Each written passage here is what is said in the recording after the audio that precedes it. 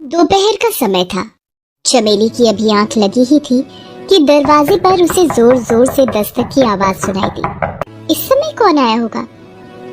अभी तो सभी खेत में रहते हैं, कहीं फिर से वही तो नहीं है। उसने दरवाजा खोला। दरवाजे पर चमेली के जेठ जी आनंद सिंह खड़े थे। उसने जल्दी से पल्लू अपने सिर पर रखा और घर के अंदर जाने लगी तो आनंद सिंह ने उसे टोकते हुए कहा, बहुत देर कर दी दरवाजा खोलने में। आनंद सिंह ने जैसे ही ये बात बोली उसके मुंह से शराब की दुर्गंध निकलकर चमेली की नाक से टकराई। चमेली ने साड़ी के पल्लू से अपनी नाक बंद की और आनंद सिंह के सवाल का जवाब देते हुए उसने कहा, जी वो आंख लग गई थी तो सो गई थी। अरे हमारे रहते हुए अकेली सो गई? बहुत नाइंसाफी है ये कहकर शराब के नशे में धुत आनंद सिंह ने चमेली का हाथ पकड़ लिया और उसे अपनी ओर खींच लिया। ये आप क्या कर रहे हैं? अरे छोड़ने के लिए थोड़े ही पकड़ा है तुझे, प्यार करने के लिए पकड़ा है। छोड़िए छोड़िए मुझे। ये कहकर आनंद सिंह ने चमेली को गले लगाने की कोशिश की, लेकिन चमेली ने एक जोरदार चाटा अपने जेठ के मुंह पर मार दिया। आनंद सिंह का चेहरा उस झन्नाटेदार थप्पड़ से लाल हो गया। नशा और गुस्सा दोनों उस पर हावी हो गया। तुमने मुझे थप्पड़ मारा? मुझे? तुम्हारी इतनी हिम्मत? रुक, मैं तुझे अभी बताता हूँ। ये कहकर उसने भी एक जोरदार तमाचा चमेली को मार दिया। चमेली दूर जा गिरी।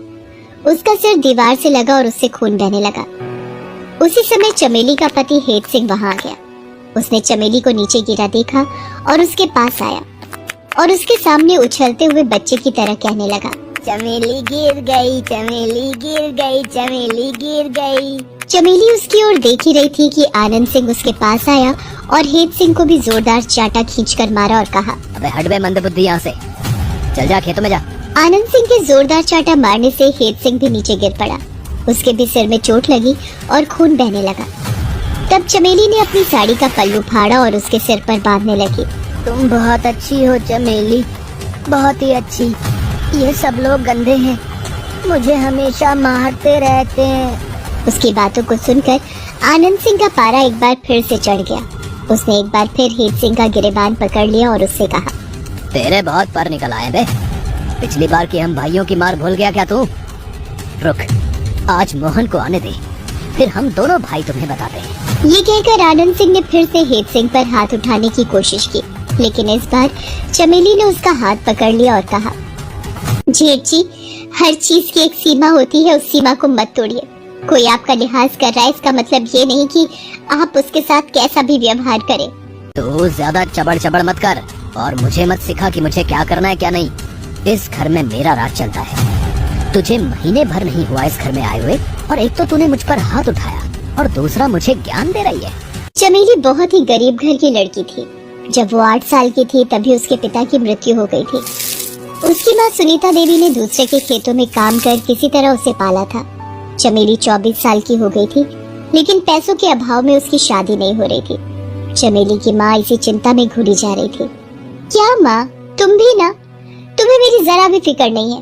कितनी बार कहा मेरी शादी के बारे में सोच सोच कर अपनी तबीयत बार बार मत खराब किया करो। जब मेरी शादी होनी है तब हो जाएगी। कैसे होगी चमेली, कैसे? मेरे पास ना तो पैसे हैं और ना ही किसी ऐसे लड़के का पता जो बिना किसी दहेज के तुमसे शादी कर ले। लेकिन कुछ दिनों के बाद चमेली के दूर के मामा जब हेत सिंह का रिश्ता चमेली के लिए लेकर आए तो उसकी माँ सुनीता को अपने कानों पर विश्वास ही नहीं हुआ। अरे हाँ हाँ हाँ भाई हाँ, कितनी बार तुम्हें एक ही बात कहूँ सुनीता, लड़के वालों को एक भी पैसा नहीं चाहिए। वो बहुत ही अच्छे लोग हैं, बस उन्हें एक सुंदर सी घरेलू लड़की चाहिए।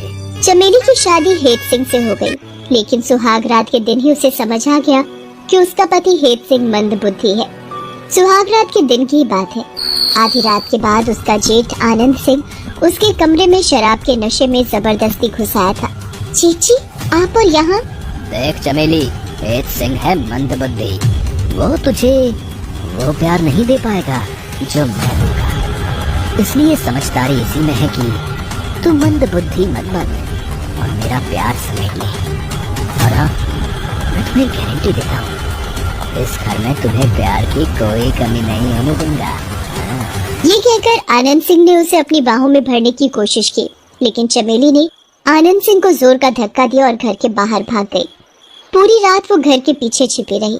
सुबह पौ फटने पर घर के अंदर आई। उसके घर के अंदर आते ही मोहन सिंह और आनंद सिंह ने उसे रोक लिया। कहाँ थी तू रात भर? किसके साथ मुंह काला कर रही थी? ये आप क्या कह रहे हैं? अगर कुछ पूछना है तो अपने बड़े भाई से पूछिए कि मैं कहाँ थी और किसके कारण थी। इन्हें सब पता है। क्यों चेची, बताइए ना आप इन्हें। कौन से?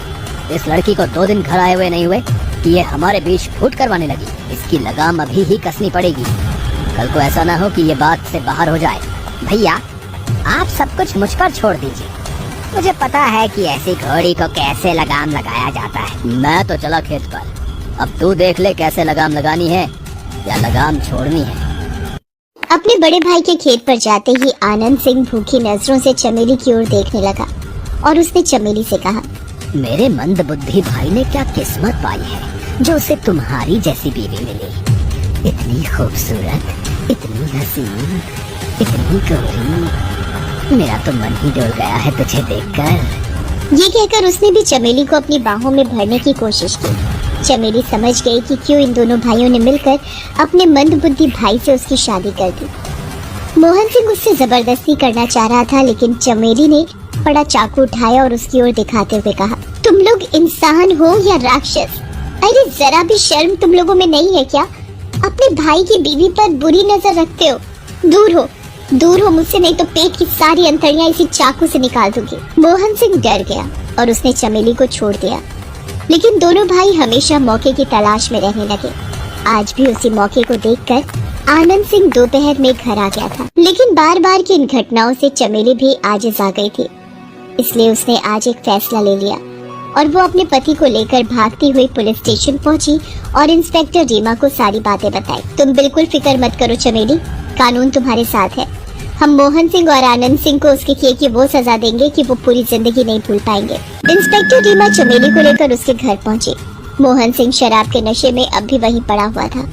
उसने जैसे ही चमेली को देखा, अरे कहाँ चली गई थी तू? क्यों नहीं मेरी बात मान लेती? देख, मेरी बात मान ले और मजे कर। उसकी बात खत्म भी नहीं हुई थी कि इंस्पेक्टर रीमा का एक डंडा उसकी पीठ पर जोर से पड़ा। वो दर्द से तिलमिला गया। आनंद सिंह कराहता रहा और इंस्पेक्टर रीमा का डंडा उसके ऊपर बरसता रहा। थोड़ी देर बाद पुलिस के सिपाही मोहन सिंह को भी खेतों से पकड़ कर ले आए। इंस्पेक्टर रीमा ने उसका भी स्वागत डंडों से किया। अरे हमें माफ कर दो, हमें माफ कर दो, हमसे गलती हो गई है। तुम लोगों की गलती की माफी ही नहीं है। तुम लोगों को तो ऐसी सजा मिलनी चाहिए कि हर वो इंसान जो औरत को वस्तु समझता है, उसका शोषण करने की हमेशा ताक में रहता है, उसकी रूह कांप जाए। उन दोनों को जेल भेज दिया गया। मोहन सिंह और आनंद सिंह को 9 साल के कठोर कारावास की सजा सुनाई गई। चमेली हेत सिंह के साथ ही रहती है। चमेली उसे कभी ये एहसास नहीं होने देती कि वो मंद बुद्धि है। उल्टा वो उसे बहुत प्यार करती।